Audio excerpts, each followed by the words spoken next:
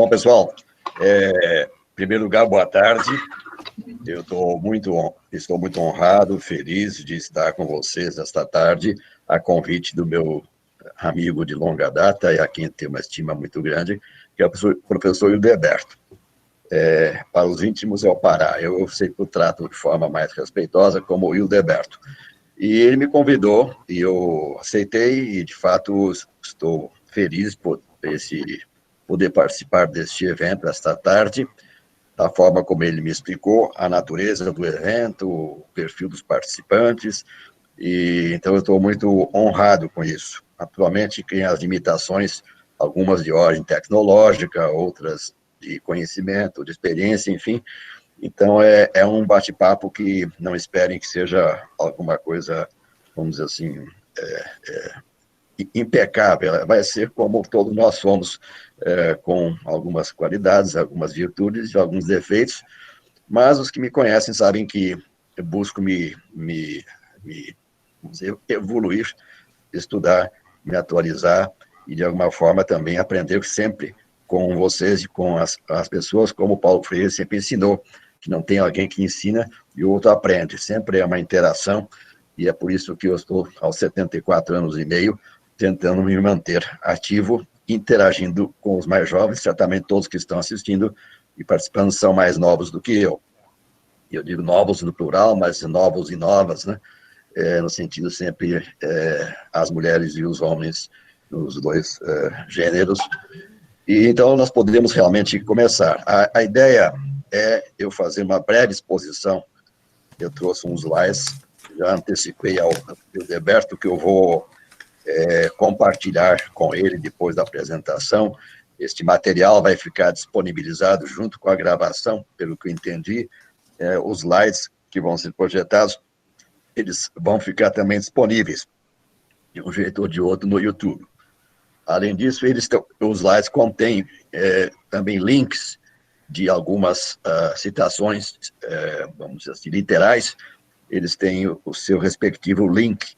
Então, quando linkarem, mesmo na cópia PDF e onde ele estiver, vão conseguir abrir a fonte de onde veio essa afirmação ou essa informação, na medida do possível. Nem tudo está linkado, porque são coisas que eu digo e algumas eu cito. Então, nesse sentido, eu vou começar agora, e o Lucas vai me ajudar também, se houver algum problema.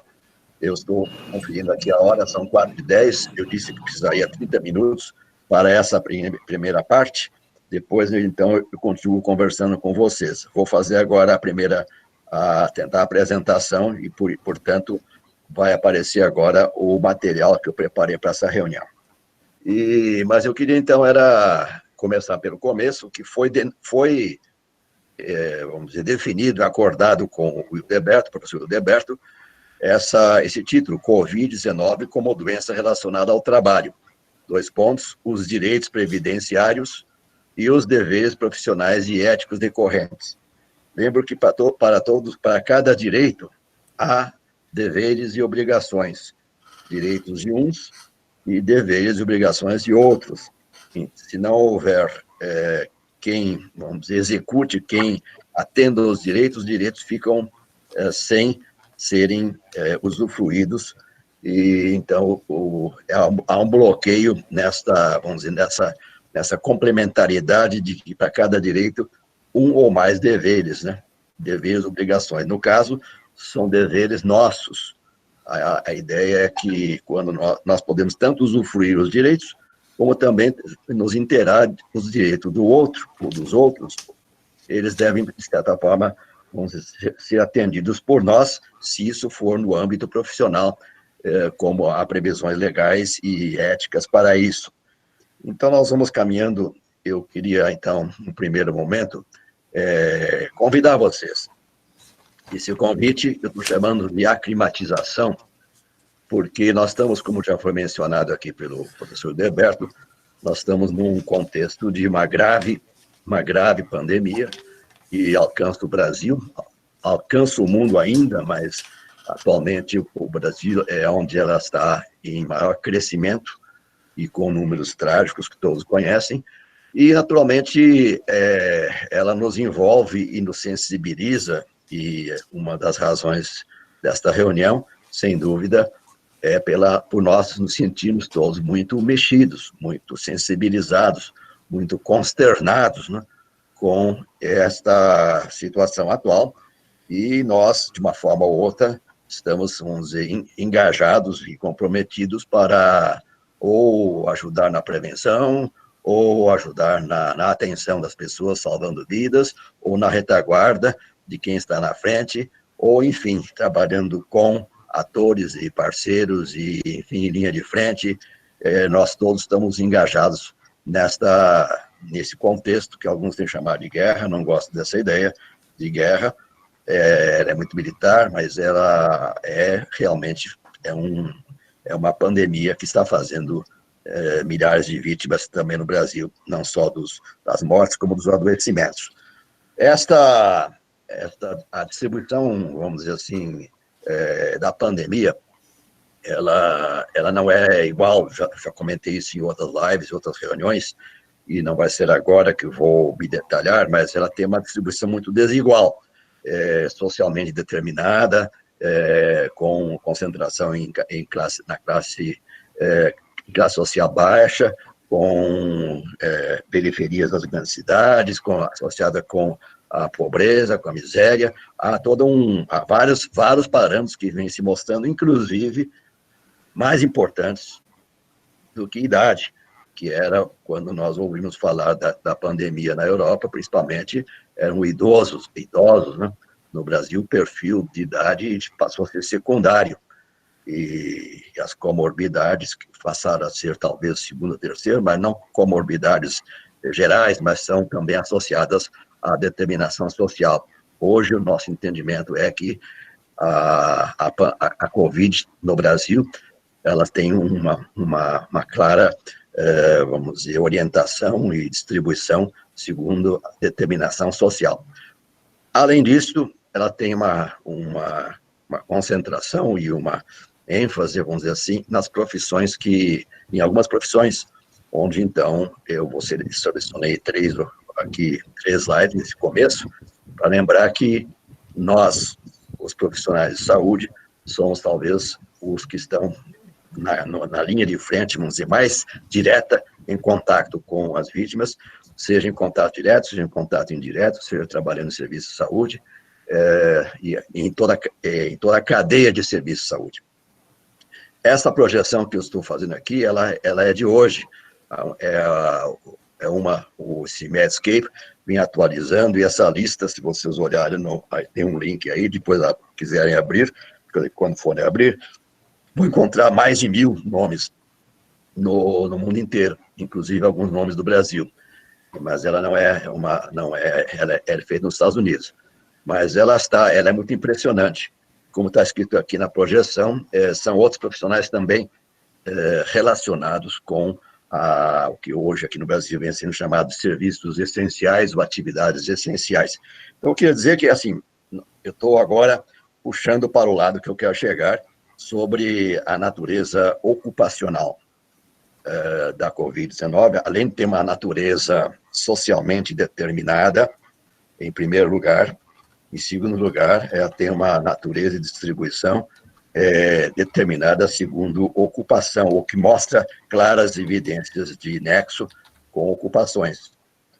Essa projeção que eu faço agora, ela é também de hoje, e ela está no site do COFEN, Conselho Federal de Enfermagem, e ela há várias publicações no COFEN, quase atualizações diárias, né? Seja pelo número de mortes, que aqui estão mencionados 108, seja o número de contaminados, que ora são 8.000, outra hora são 18.000, e há números bem discrepantes sobre o número de profissionais de saúde contaminados, assim chamados contaminados ou infectados, e também os que morreram. Nós não temos muitos dados sobre os médicos.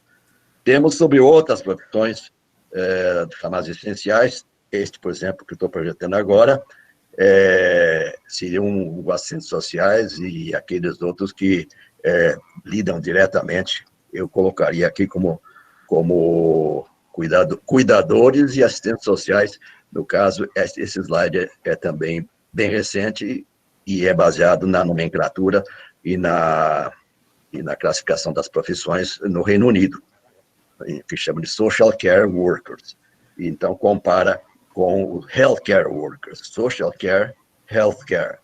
E segundo mostra nesse gráfico, o Social Care Workers tem tido taxas de mortalidade o dobro, até mais do que o dobro, comparados com os trabalhadores da saúde, tendo como base populacional 100 mil trabalhadores. Então, é um numerador e é um denominador.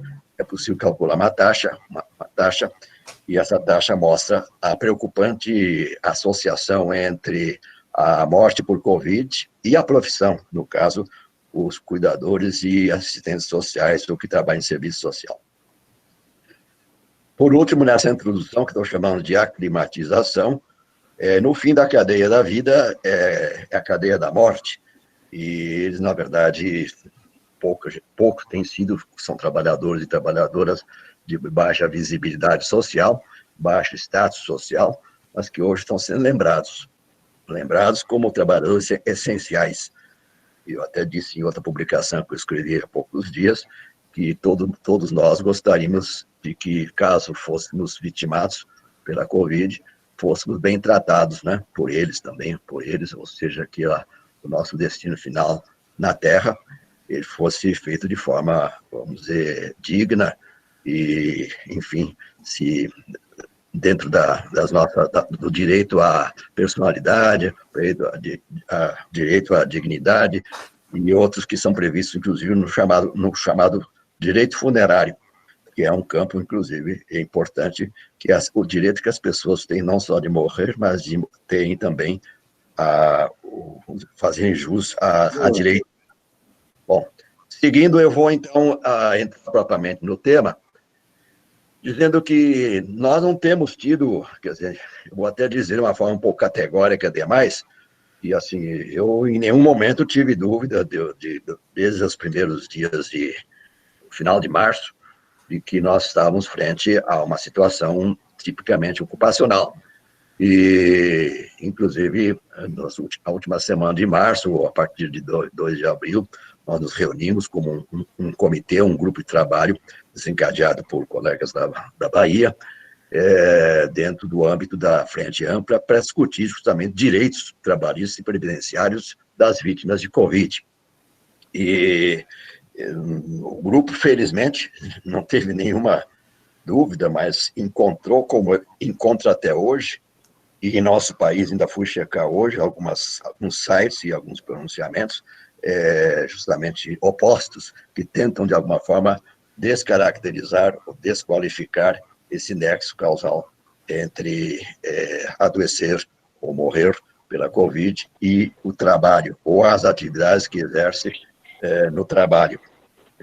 Houve uma variável de confusão, que foi a famosa MP 927, que trazia lá uma cláusula, um item que tinha uma redação dúbia, mas que foi rapidamente apropriado por alguns, que diziam que estava descaracterizado o nexo causal, que não poderia ser doença ocupacional, termo que, inclusive, eu não uso. Doença ocupacional é um termo esdrúxulo que eu não utilizo, mas, assim, há outros termos mais corretos. Mas essa MP atrapalhou muito no começo por quem se apegou a ela, acreditando que aquilo era para valer. E ela, na verdade, não alterava a legislação previdenciária, ela era mais um ataque à legislação trabalhista e aos direitos dos trabalhadores, como vocês bem sabem. Mas vamos, então, o grupo, desde primeiros dias de abril, e eu venho acompanhando diariamente isso, se reuniu para saber o que é dito por outras fontes. Essa que está projetada agora, está em inglês, me desculpem, mas é o que eu tinha, porque esse texto eu não localizei em outro idioma, mas é da chamada Associação Internacional de Seguridade Social, AIS, ou ISA em inglês, ou AIS em português e em espanhol. E ela é vinculada à OIT, e ela trata justamente, ela seria, vamos dizer assim, o INSS internacional, seria o Instituto de Seguridade Social, e tal como a OIT teria nos Ministérios do Trabalho a sua parceria, a ISA tem, ou a AIS tem nos ministérios ou nos institutos de previsão e previdência social a sua contraparte nacional. No caso do Brasil, hoje, nós não temos nem o Ministério da Previdência e temos uma situação esdrúxula desses ataques que eu já mencionei. Mas, voltando, então, à questão desse documento, esse documento também tem embaixo aí a referência, é um documento que eu tenho aqui na minha mão também, é um documento curto, de 4 páginas, e a pergunta é bem analisada, bem codificada, e ela é reportada, é vinculada ao posicionamento da OIT. Então, agora está projetado também em inglês, mas a OIT talvez encontre em outro idioma, em que a OIT já vem dizendo isso há mais tempo, né?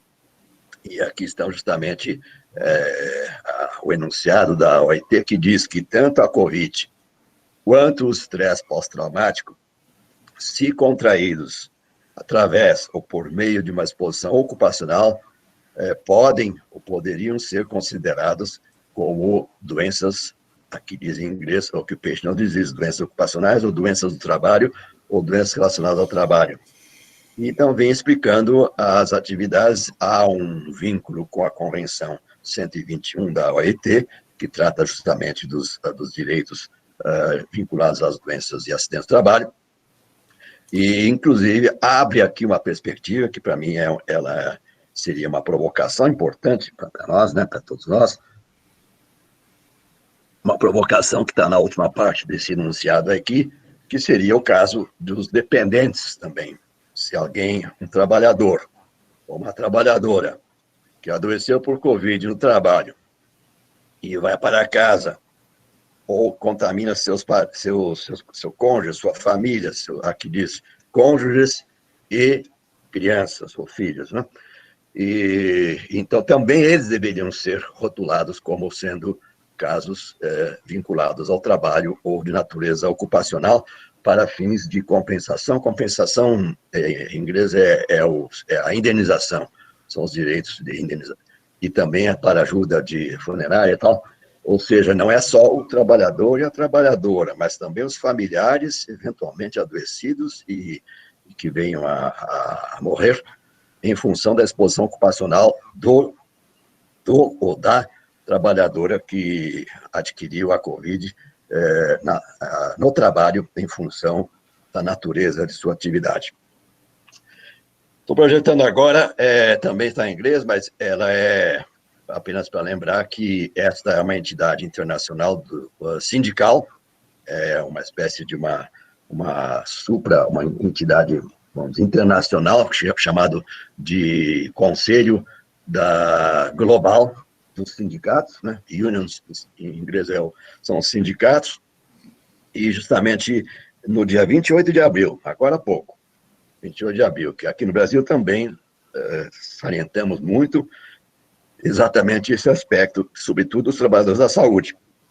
E o pleito aqui desse documento, ele é um pleito bem, vamos dizer, posicionado, e eu aqui selecionei o que está escrito aqui, que os trabalhadores necessitam urgentemente o reconhecimento oficial da SARS-CoV-2, do coronavírus ou deste vírus, como sendo uma exposição ou um risco ocupacional. Hazard pode ser risco, pode ser perigo.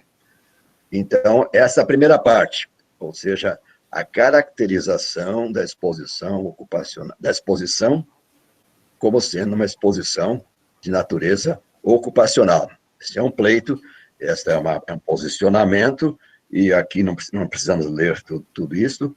E a segunda parte do pleito, estou falando agora no nível internacional, nós vamos chegar no Brasil já, é que, então, se é exposição ocupacional, a segunda parte do pleito é exatamente que os trabalhadores necessitam urgentemente o reconhecimento da Covid-19 como uma doença relacionada ao trabalho ou doença profissional. Mais para frente um pouquinho, onde está em vermelho, esses direitos incluem o direito à recusa ao trabalho em condições inseguras, condições de segurança inseguras. Os governos devem requerer vamos dizer, a notificação e o registro das doenças relacionadas, dos casos relacionados ao trabalho e garantir, assegurar que os cuidados médicos, assim como as indenizações, os esquemas de indenização, sejam providenciados para as vítimas das doenças relacionadas ao trabalho, as doenças no sentido da Covid. Então, perdão que está em inglês, mas eu não tive tempo de traduzir isso, porque isso eu localizei agora à tarde, praticamente, mas no sentido de reforçar que isso é um consenso internacional. Esse da Organização Mundial de Saúde também foi um dos primeiros documentos que saiu, ainda em março, em que, como o título já diz aqui, a doença causada pelo coronavírus, né, Covid-19, a epidemia, ou vamos dizer, ainda chamava de outbreak, no sentido de uma epidemia, não tinha o nome ainda de pandemia, e então eram os direitos, os papéis e as responsabilidades dos trabalhadores da saúde, incluindo algumas considerações importantes, né, chaves para a saúde e a segurança no trabalho. E então, o item que eu selecionei para nós, eu estou ainda falando internacionalmente. Honrar o direito a serviços curativos de reabilitação e indenização se infectados com Covid-19 após exposição ao trabalho. Isso seria considerado como exposição ocupacional. E a doença resultante seria considerada como uma doença ocupacional. Em inglês é occupational disease, em português nós chamamos profissional do trabalho ou relacionado ao trabalho. Como eu disse, nós não temos, vamos dizer assim, não criamos ainda essa chamada doença ocupacional, a não ser algumas pessoas que utilizam indevidamente esse termo, porque nós temos termos legais, o da saúde é chamado relacionado à saúde, relacionado ao trabalho, e o da previdência é doença profissional ou doença do trabalho. São as três opções que nós temos na nossa legislação, não temos outras. Há ainda um documento já do dia 10 de maio, em que há uma orientação geral da Organização Mundial de Saúde, aquele foi da Organização Mundial de Saúde, esse também é a Organização Mundial de Saúde, que culmina dizendo que Covid-19 e outras doenças, se contraídas através de exposição ocupacional, poderiam ser consideradas como doenças ocupacionais, profissionais ou do trabalho. Isso é bem recente. Então, como vocês perceberam, do ponto de vista de três entidades, vamos dizer, internacionais do Sistema Nações Unidas, a da OIT, da AIS e da OMS, ou em outra ordem, se quiserem, um consenso internacional que aliás, foi precoce, já foi desde de março, e que vem se renovando e sendo reiterado, e que a Covid, em determinados trabalhadores, particularmente da saúde, mas outros também de atividades essenciais, pode ou deve ser considerada como relacionada ao trabalho ou doença do trabalho. Eu digo, por enquanto, com atividades essenciais, porque há várias listas do que seria essencial. Aqui mesmo eu tenho em mãos dessa organização sindical internacional, há uma lista de 26 atividades que eles consideram como essenciais.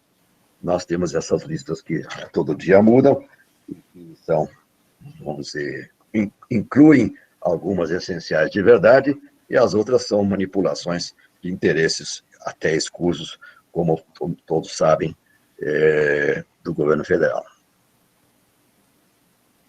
Nós aqui no Brasil, já estou da metade para o fim aqui da nossa conversa inicial, como eu disse a vocês, desde final de março, houve, vamos dizer assim, a busca de consensos, e nós criamos no âmbito, houve uma provocação por parte da professora Rita Fernandes, da UFBA da Bahia, e da professora Mônica Angelim, no sentido de que a Frente Ampla, que ainda era vamos dizer, um projeto, e ainda é, de certa forma, porque ela não se institucionalizou por completo, se posicionasse. Ela reúne 26 entidades, inclusive centrais sindicais, DIESAT, e SEST, Abrasco, enfim, temos uma lista grande de... A próprio Fórum Assistente de Trabalho foi um dos primeiros parceiros, o Fórum, e depois também tivemos apoios importantes do Instituto Trabalho Digno e assim por diante. O que eu quero dizer é que nesse âmbito da Frente Ampla se criou um GT, o Grupo de Trabalho, e o Grupo de Trabalho se reuniu e discutiu em 3 reuniões, creio, e produziu um documento que foi divulgado no dia 7 de abril, Dia Mundial da Saúde, e que está aqui a página de rosto dele. Ele foi publicado, divulgado em vários sites, o site da Abrast, está o texto original, mas houve a disseminação em vários sites, da Renasce Online, no SEST, e outros de Exat, e outros que republicaram esse documento, que é um documento de umas 4 ou 5 páginas, que nós chamamos de nota técnica conjunta, orientação sobre direitos de trabalhadoras e trabalhadores do serviço de saúde enquanto grupo vulnerável prioritário na pandemia da Covid-19. Participou nesse grupo também a Associação Juízes para a Democracia, através da doutora Valdete Souto Severo, juíza e professora, e muito progressista, que trouxe o olhar também do direito do trabalho como juíza e militante pró-trabalhadores que ela é, e todos nós nos reunimos. E também tivemos participantes da Previdência Social, para que não houvesse também, vamos dizer, tropeços no entendimento da perspectiva previdenciária. Esse documento, que eu disse, tem 4 ou 5 partes, está disponível em vários sites, ele culmina com esse posicionamento de que a Covid-19 fosse caracterizada como doença profissional, doença de trabalho, conforme já tinha um parágrafo acima, já fala sua caracterização como doença relacionada ao trabalho, segundo o Ministério da Saúde. Eu vou voltar a esse tempo mais adiante um pouquinho, e caracteriza claramente um entendimento consensual. Quero reiterar isso: o entendimento é consensual, foi consensual, do grupo de trabalho representativo da Frente Ampla, e continua sendo consensual no âmbito da Frente Ampla, dessas 26 entidades. Eu não vou dizer que ele é unânime no Brasil, porque sempre tem oposição para todos os aspectos, questionamentos, e às vezes até um jogo do contra, que é feito, às vezes até ou por ignorância, ou por um jogo de má fé mesmo.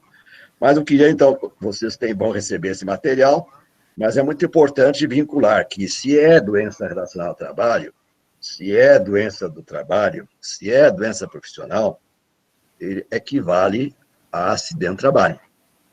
E, como tal, feito o reconhecimento, e esse reconhecimento é feito, como eu vou mencionar daqui um pouquinho, em bases de natureza da atividade exercida, que é prevista na Lei 8.213, para as doenças do trabalho, a consequência é a abertura de CAT.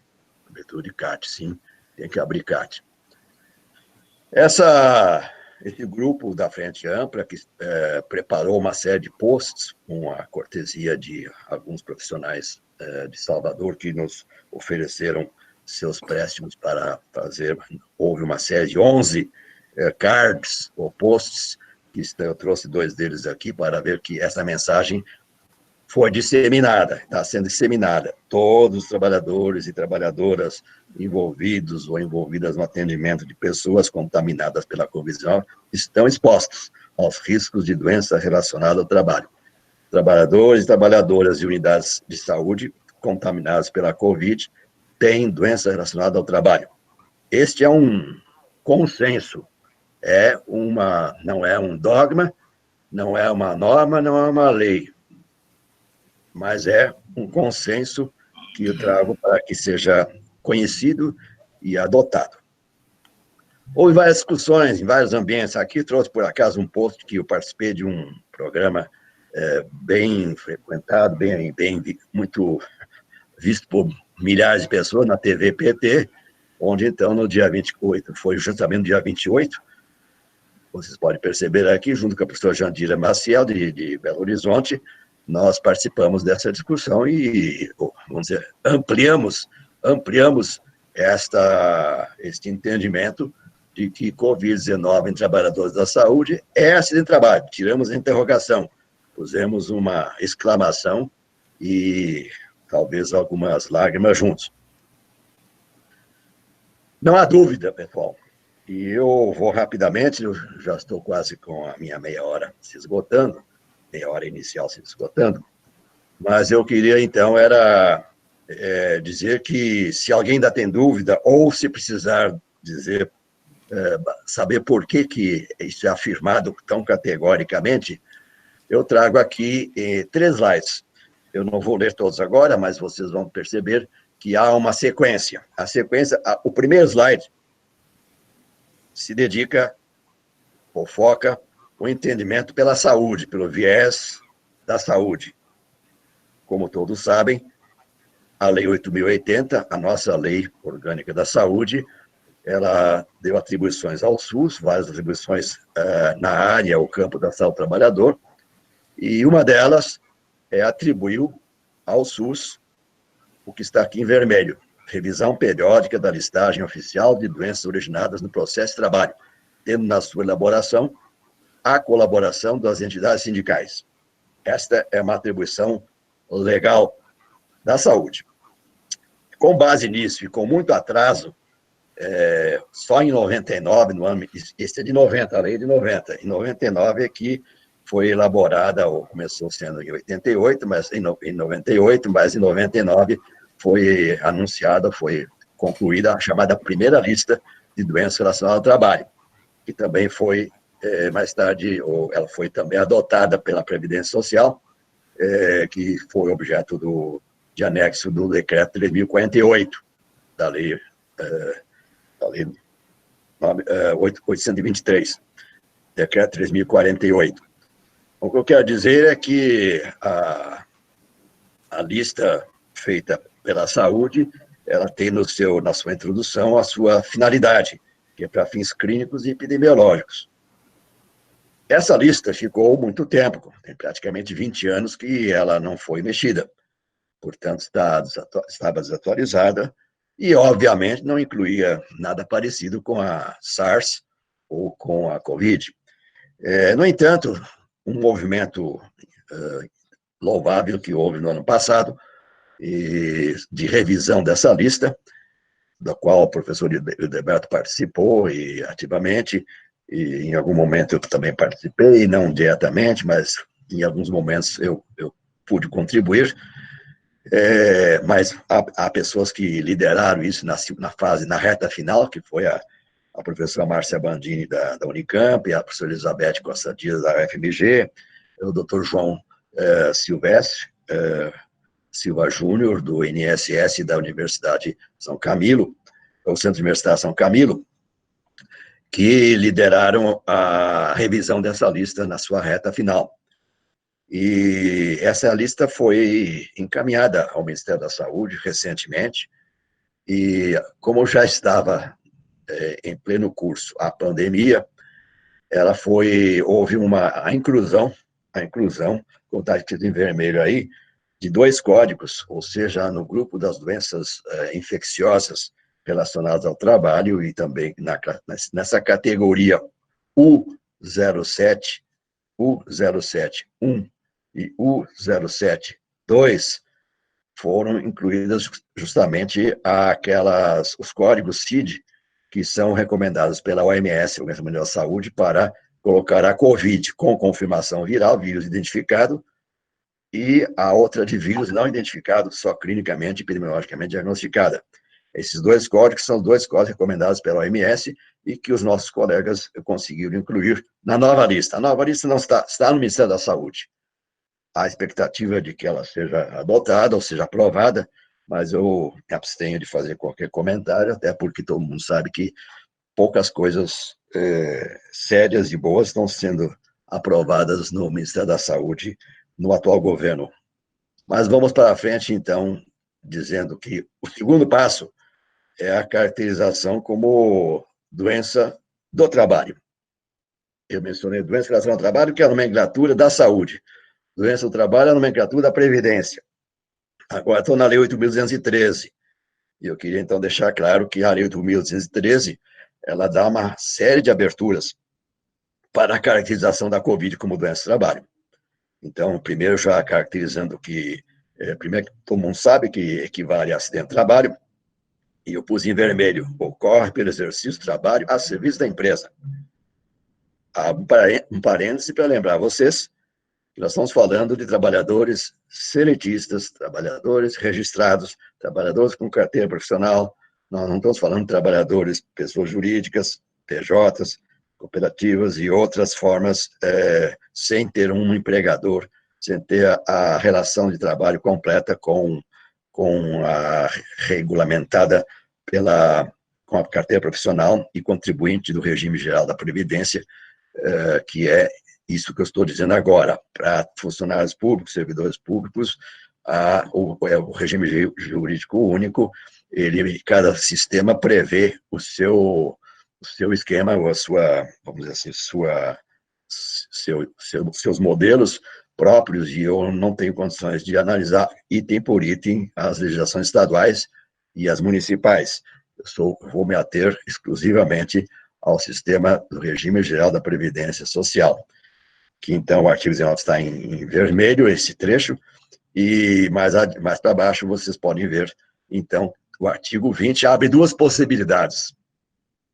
A possibilidade de ser chamada doença profissional, que é a vermelhinha desencadeada pelo exercício do trabalho peculiar a determinada atividade, e a possibilidade da doença do trabalho adquirida ou desencadeada pelas condições especiais em que o trabalho é realizado.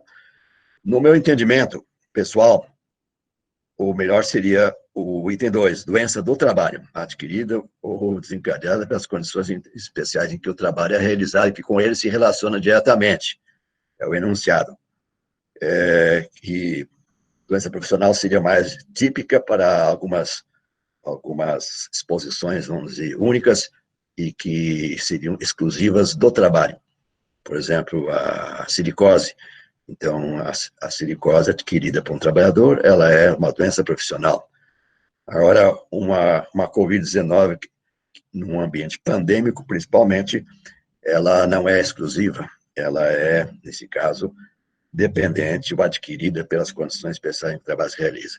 Então, nós estamos no artigo 20, vamos passar para o terceiro e último slide dessa parte, das chamadas bases legais, para ver que a segunda, já houve, então, uma caracterização clara no artigo 20, na primeira parte, agora nós estamos ainda no 20, na segunda parte, que é a abertura, que a própria lista da OIT também dá, que em caso excepcional, constatando-se que a doença não incluída na relação prevista nos incisos 1 e 2 desse artigo, ou seja, não estava na lista.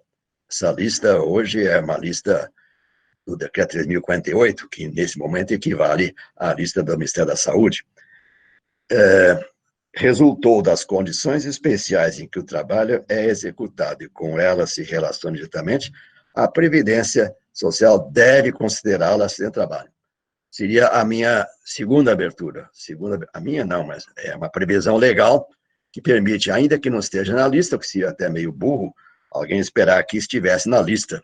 A lista, como disse, a nossa lista da Previdência é a lista da saúde. A lista da saúde é de 99. Então, assim, a abertura que se dá, que eles chamam sempre, a OIT e a ICA chamam de cláusula aberta. Cláusula aberta é essa, é para além da lista, a possibilidade de outras inclusões, se houver nexo, se houver exposição ocupacional, nesse caso, determinada pela natureza da atividade. E ainda o artigo 21, no meu entendimento, seria a última possibilidade, mas ainda, vamos dizer, cabível, de que equiparam-se também a doença proveniente de contaminação acidental do empregado no exercício de sua atividade. Tem sido usado mais para os acidentes cortantes e outras exposições biológicas, mas ela seria uma abertura para também colocar a Covid aí. Já falo de vez, nem escrevi isso, porque é tão elementar, mas por aqui passou a possibilidade de doença endêmica, e há quem tenha se apegado a esse erro conceitual que o artigo diz, a nossa lei diz que não seria doença relacionada, não seria doença de trabalho, estou até com o texto aqui na mão, mas nem precisava ler, seria no caso de, em sendo uma região endêmica, haver a entrada de alguém de fora, que não é da região endêmica, não é morador, não vive na região endêmica, e ali se contamina, por exemplo, malária na Amazônia, ou febre amarela em alguma região endêmica de febre amarela, e, portanto, para essa pessoa que vem de fora, ela entrando na zona endêmica, aquilo é considerado uma doença do trabalho. Para os que moram e residem lá, não é. Só que endemia é uma coisa, e alguém confundiu endemia com pandemia, com epidemia, com qualquer coisa outra. Então, fique claro que quem se apegou a essa leitura leu errado, ou não sabe o que é endemia. Eu estou finalizando a minha breve apresentação inicial com apenas mais 2 slides.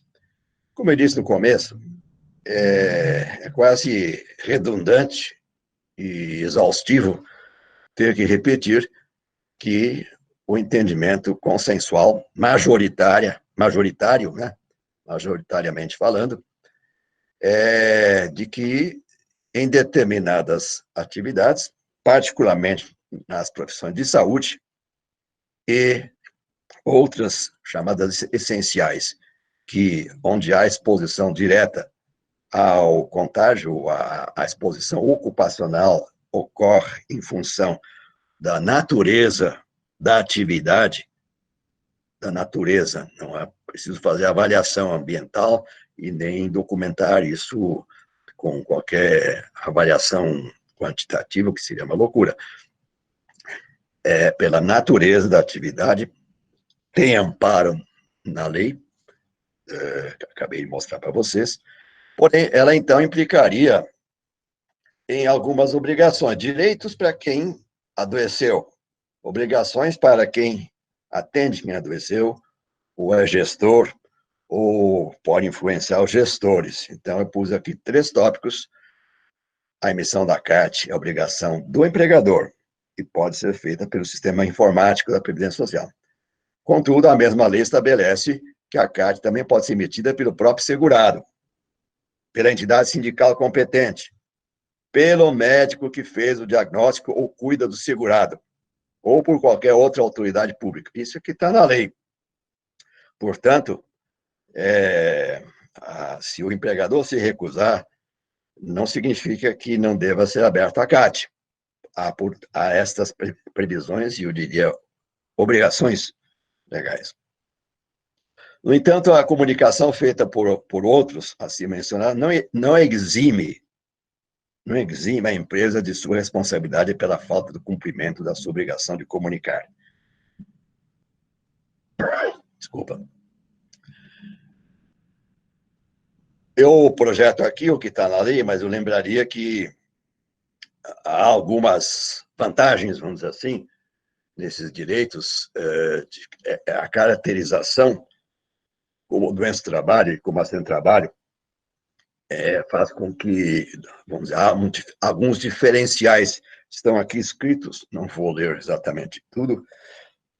Um deles é que a natureza do benefício, primeiro que não precisa ter tempo de carência, né, como todos lembram.